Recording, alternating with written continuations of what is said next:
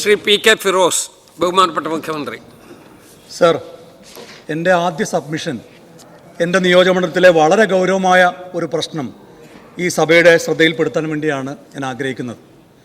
Sir, നമ്മുടെ സംസ്ഥാനത്ത് മാലിന്യ സംസ്കരണം എല്ലാ കാലത്തും വലിയ പ്രതിസന്ധി ഉണ്ടാക്കുന്ന ഒന്നാണ്. മാലിന്യ സംസ്കരണത്തിനായി ഒരു കോഡോ ഒരു കൾച്ചറോ ഡെവലപ്പ് ചെയ്യാൻ നമുക്കിപ്പോഴും കഴിഞ്ഞിട്ടില്ല. എൻ്റെ നിയോജകമണ്ഡലത്തിലെ പ്രശ്നം മാലിന്യ സംസ്കരണ കമ്പനി ഉണ്ടാക്കുന്ന മാലിന്യമാണ്.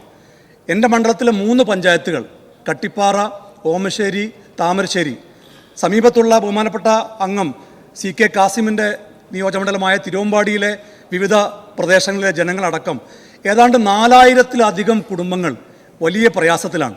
ഫ്രഷ് കട്ട് എന്ന പേരിലുള്ള ഒരു അറവ് മാലിന്യ സംസ്കരണ കമ്പനി അവിടെയുള്ള ഒരു പുഴ, മനോഹരമായിരുന്ന ഒരു പുഴ, ഇരുതുള്ളിപ്പുഴ, അത് മലിനമാക്കി. മൂക്ക് പൊത്തിയിട്ടല്ലാതെ ആ പ്രദേശങ്ങളിലൂടെ സഞ്ചരിക്കാൻ കഴിയാത്തൊരവസ്ഥയാണ്. കഴിഞ്ഞ 7 കൊല്ലമായി ജനങ്ങൾ ഈ കമ്പനി അടച്ചുപൂട്ടണം എന്നാവശ്യപ്പെട്ടുകൊണ്ട് സമരത്തിലാണ്. സർ, സമരം ചെയ്ത ജനങ്ങളെ കഴിഞ്ഞ സർക്കാർ നിരവധി ഒരു സമരത്തിൽ പങ്കെടുത്തതിൻ്റെ പേരിൽ, ഒരു ഒഫൻസ് ചെയ്തതിൻ്റെ പേരിൽ 7ഉം 8ഉം FIR ചുമത്തി അവരെ ആകെ പ്രയാസപ്പെടുത്തിയിരിക്കുകയാണ്. സർ, ജനിച്ച മണ്ണിൽ ജീവിക്കാൻ വേണ്ടിയാണ് അവർ സമരം ചെയ്യുന്നത്. ബഹുമാനപ്പെട്ട സുപ്രീം കോടതി പറഞ്ഞിട്ടുണ്ട്, റൈറ്റ് ടു ലൈഫ് എന്ന് പറഞ്ഞാൽ right to life with dignity എന്നാണ്. ആത്മാഭിമാനത്തോടെ അന്തസ്സോടെ ജീവിക്കാൻ വേണ്ടി സമരം ചെയ്യുന്ന ആളുകളെ കേസിൽപ്പെടുത്തി, കള്ളക്കേസിൽപ്പെടുത്തി അവരെ പ്രയാസപ്പെടുത്തി. അവർക്കവിടെ ജീവിക്കാൻ കഴിയുന്നില്ല. ബഹുമാനപ്പെട്ട ഇന്നത്തെ മുഖ്യമന്ത്രി അങ്ങ് പ്രതിപക്ഷ നേതാവായിരുന്നപ്പോൾ അവിടെ സന്ദർശിച്ച് നേരിട്ട് ബോധ്യപ്പെട്ട കാര്യമാണ്. അന്നത്തെ പ്രതിപക്ഷ ഉപനേതാവ് PK കുഞ്ഞാലിക്കുട്ടി സാഹിബിനും അത് നേരിട്ട് ബോധ്യപ്പെട്ടതാണ്.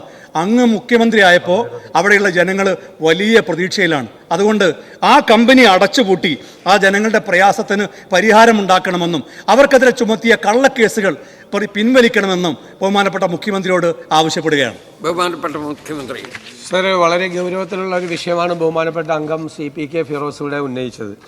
എനിക്ക് നേരിട്ട് അറിയാവുന്നതാണ് അദ്ദേഹം പറയുന്നത് പോലുള്ള വിഷയം.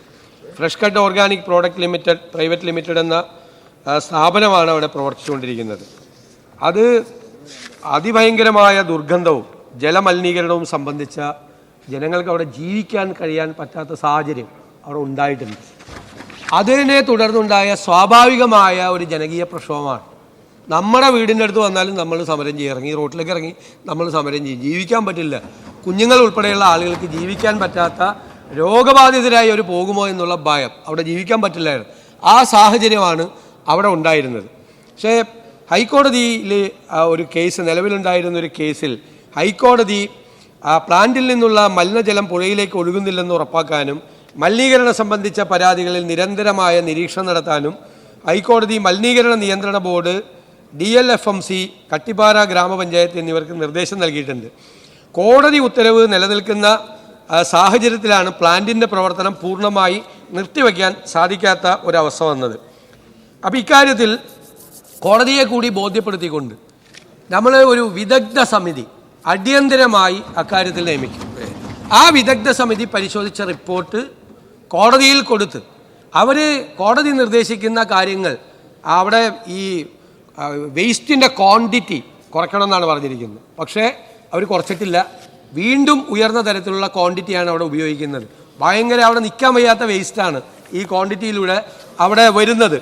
അപ്പോൾ വിദഗ്ധ സമിതി പരിശോധിച്ച് അതിൻ്റെ റിപ്പോർട്ടിൻ്റെ അടിസ്ഥാനത്തിൽ കോടതിയുടെ അനുവാദത്തോടു കൂടി ഉചിതമായ നടപടി സ്വീകരിക്കും. പിന്നെ ഈ സർക്കാരിൻ്റെ നിലപാട് അവിടെ നടന്നത് ഒരു ജനകീയ സമരമാണെന്നാണ്. ആ ജനകീയ സമരത്തിലെ കേസുകൾ പിൻവലിക്കുന്ന കാര്യവും സർക്കാർ ഗൗരവമായി പരിശോധിക്കും.